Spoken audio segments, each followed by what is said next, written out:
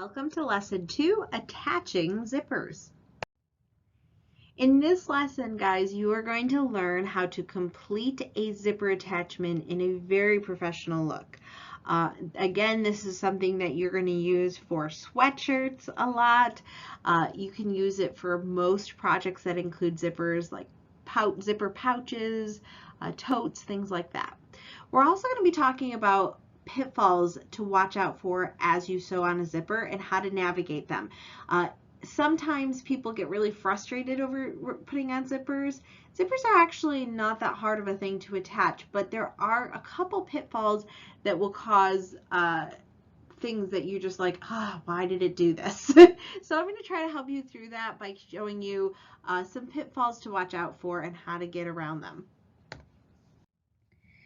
In the last lesson, we practiced a basic zipper attachment, and that was one where we folded the fabric first and then lined it up to the zipper itself. We pinned it, we sewed it on.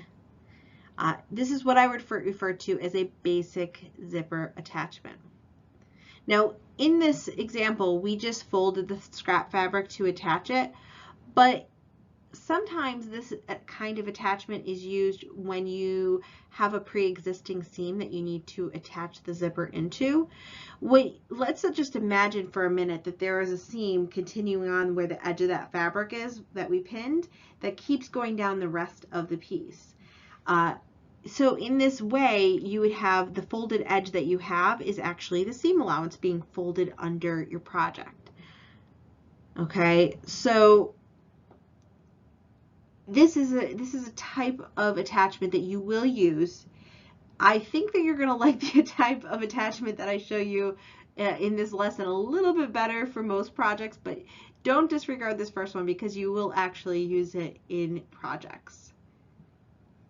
Again, as you're sewing, keep in mind that you want your fabric to stay right up next to the zipper.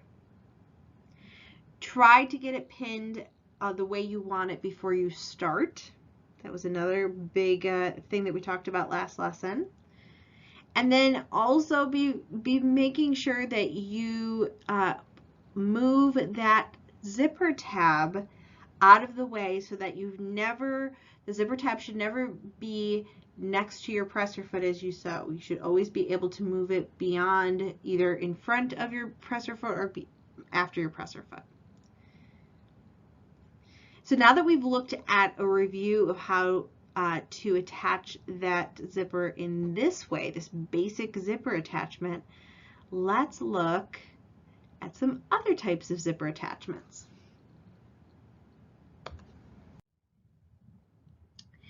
In these types, I like to say make them look even better, and the reason is that you have a little bit more control over the top stitch. So the stitch that you guys just did is basically a top stitch that you use to attach the scrap fabric to your zipper. What you see in this picture is a top stitch basically, because you can see it in the final product. The technique that we're gonna show you here is actually gonna make it easier to make a prettier one. First, what you're going to do, you've got your scrap fabric and you've got your zipper, okay? Instead of folding the scrap fabric first, you're actually going to lay it down right side facing the right side of the zipper. Okay, so you have the right side of the fabric kissing the right side of the zipper right up against that edge. This is a basic rule of assembly for any project. The right side's facing and the edge that you're sewing a seam on. And then you're going to just pin it to there. Again, we're using scrap fabric here just so that you have a chance to practice. Try really hard to make sure that edge lines up. When you're pinning and sewing zippers, it's one of these things where you want to be able to trust your pinning. You don't want to have to be making adjustments halfway through sewing the zipper on, so take the time to make sure it's pinned right. Move your pins if you need to.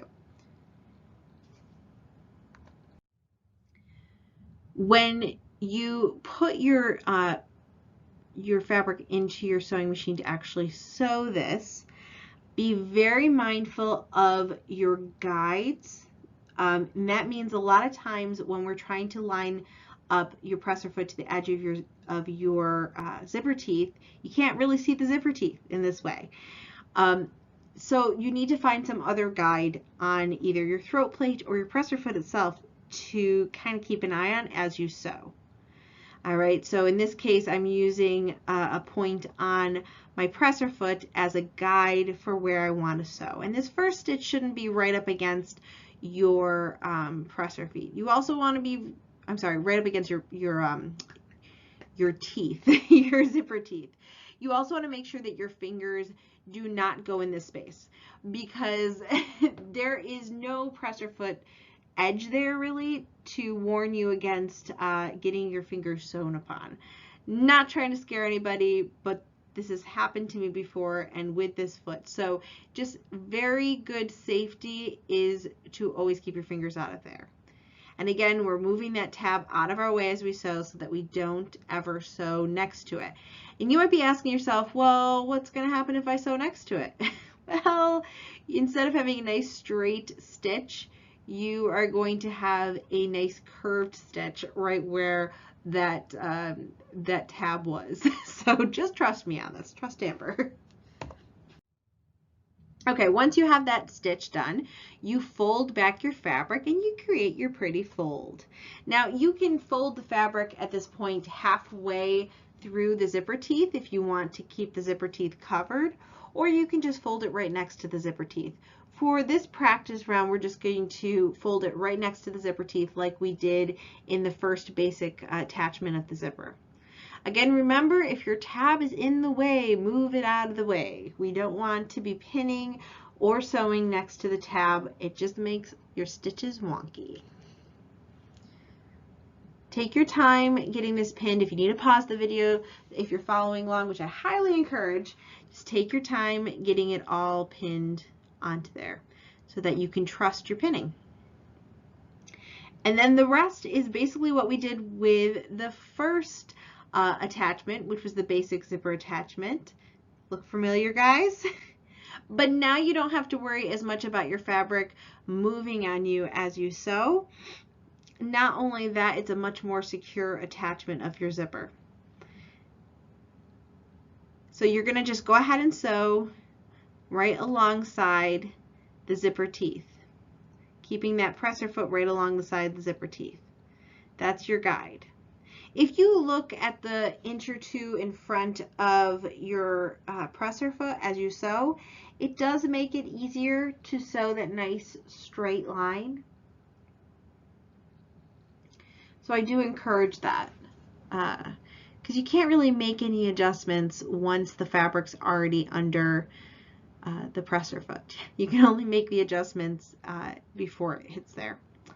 When you go to pull up your zipper tab, one more reminder, your needle is in, your presser foot's up, you pull the tab, presser foot goes back down, and then you can continue sewing. And if you need help putting your needle in, go ahead and turn your hand wheel towards you until the needle is in your fabric. There you go, you have a nice, smooth looking top stitch. Now let's look at this one more time, but we're going to do the other side. So again, you have right side of your fabric. You're going to line it with the other edge, literally opposite to what we just did. And you're going to go ahead and pin it there. You want the edges to match up really nice and neat. Okay?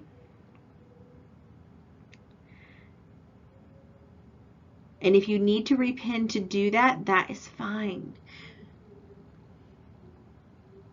I'm going to repeat myself here. If you need to move your pins to get a nice clean stitch, that's okay, because you want to be able to trust your pinning here. You want to be able to have the least amount of stress possible as you sew this. Now, if you were doing this for a project too, like a zipper pouch, you also want to make sure when you're doing the other side that both your fabrics line up as well. So be aware of that. Again, the first stitch here, you don't need to be extremely close to the zipper teeth. it actually is probably better that you're not extremely close, because if you make a mistake, you can correct that when you fold over the fabric in the next step. But if you go too close to the zipper teeth, it's really kind of difficult to hide those kind of mistakes.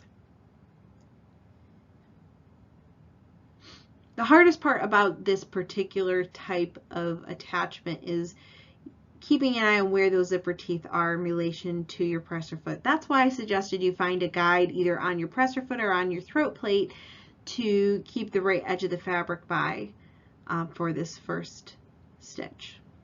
All right, so now that that's on, we're going to flip it back and we'll go ahead and pin that. So see how I can kind of tweak it and adjust it to hide any mistakes I may have made in the first stitch that I did. Again, guys, I want you to be folding this up next to the zipper teeth, not over it. I have no problem with you going over the zipper teeth if you want to practice that afterwards, but for your first few zippers, it's easier to learn the other ins and outs of zipper attachment without going over the zipper teeth. It's just going to make your life a little bit easier. And I want you to get good at this first part before you try to push the fabric over the zipper teeth. Okay, so now we're doing the other side, and oh boy, we need to switch our presser foot. You guys didn't think I was going to show you that, did you? So we just switched the presser foot to the other side, and it's literally the opposite of what you've been doing. So you're going to have your zipper teeth on this side of your presser foot, okay? And you're going to just keep the edge of your presser foot against that side of the zipper. Try to make sure your needle lines up about the same width away from the zipper teeth as you did on the other side as well.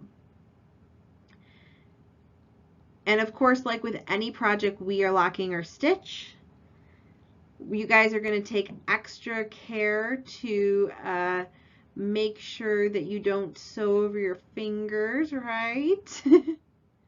I really don't mean it to scare you guys, but I did actually sew over my finger, and it wasn't very pleasant, and it was using this particular foot, and I've heard other stories from sewers. It doesn't happen a lot, but if you just keep your fingers away from the presser foot itself, you're fine.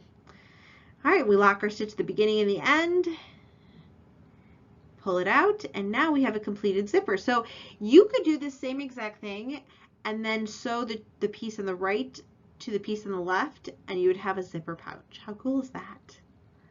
And when you look at the wrong side, you see that you don't really see a lot of the frayed edges either of your fabric, because everything is nice and neat and tucked in the way you want it. And with that, you have done it. You have finished the intro to buttons, hems, and zippers this course. I am so proud of you. Give yourself a pat on the back. It's actually a really huge accomplishment to be able to finish a virtual course like this. And just think about everything that you've done. You guys have, you've actually made, attached a button to fabric. You've made buttonholes. You've performed hems, 3 different kinds of hems, not only that, but you've done zippers, you've attached a zipper. You have so many projects out there now that you are able to do. So make sure that you're referencing back these videos over the next year, just that you, if you get stuck on a project, you can come back to them and you can check them out. And then please, please share with me all your pictures of you guys doing your awesome projects. I love seeing my students succeed. You can either email me at sewingbyamber@gmail.com, or you can message me through our social media. It's just at sewingbyamber. Like I said, we always like to hear from our students. It is really exciting for me to see you guys succeed. And even if you just have a question, if you have a random question, I am open to those too. I'm always happy to help. And like I said, we're always coming out with new courses too. So if there is something that you don't see a course for, but you're like, oh, I really wish you would make a course for this, seriously, let me know. I might make a course for it. But get out there, get sewing, have fun, and you guys did a great job. Congratulations.